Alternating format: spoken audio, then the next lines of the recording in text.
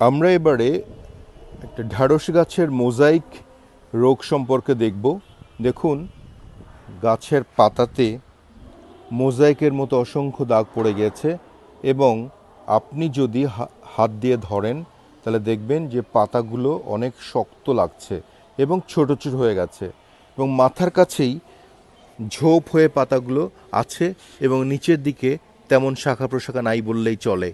যদি শাখা প্রশাখা ব্যাহত হয় তাহলে উৎপাদনও ব্যাহত হবে এবং এই মোজাইক রোগটা শোষক পোকার মাধ্যমে হয় অথবা বীজের মাধ্যমে হয়। অর্থাৎ আপনি যদি নিম্নমানের বীজ ব্যবহার করেন এবং সেই বীজ যদি মোজাইক ভাইরাস আক্রান্ত গাছ থেকে সংগ্রহ করা হয় তাহলে অবশ্যই তার থেকে এই ধরনের গাছ পাবেন। আর সাধারণত মাঠে যেটা হয়, একটা ভাইরাস গাছের আক্রমণ হওয়ার পরে সেখানে শোষক পোকা এসে বসে এবং সেখান থেকে রস শোষণ করে। পরবর্তীতে সে যখন অন্য গাছে যায় তখন তার গলার ভিতরে যে ভাইরাসগুলো থেকে যায় সেগুলি সে সুস্থ গাছের মধ্যে প্রবেশ করিয়ে দেয় এবং তারপরে রস শোষণ করে খেতে থাকে। ফলে কি হয় যে অন্য সুস্থ গাছে যখন ভাইরাস প্রবেশ করে তখন 7 দিনের মধ্যেই দেখা যায় যে এই ধরনের মোজাইকের লক্ষণ প্রকাশ পায়। ফলে কি হয়, ফল ধরন কমে যায়।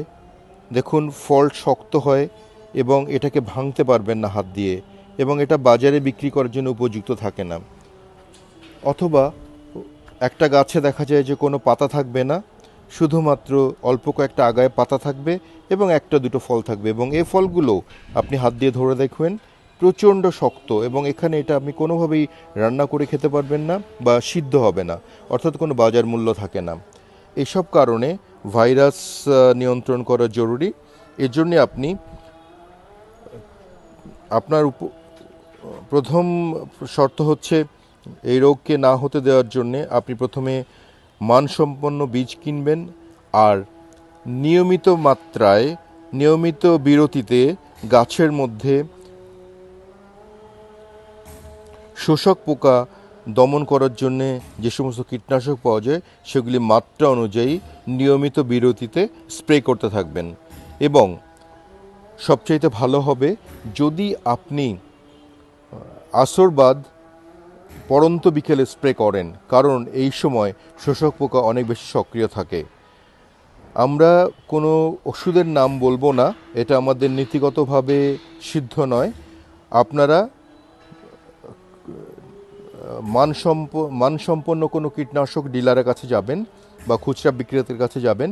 বিশ্বস্ত দোকান থেকে আপনারা মানসম্মত কীটনাশক কিনে স্প্রে করুন এবং আপনার গাছকে সুস্থ রেখে আপনার অর্থনীতিকে চাঙ্গে রাখুন।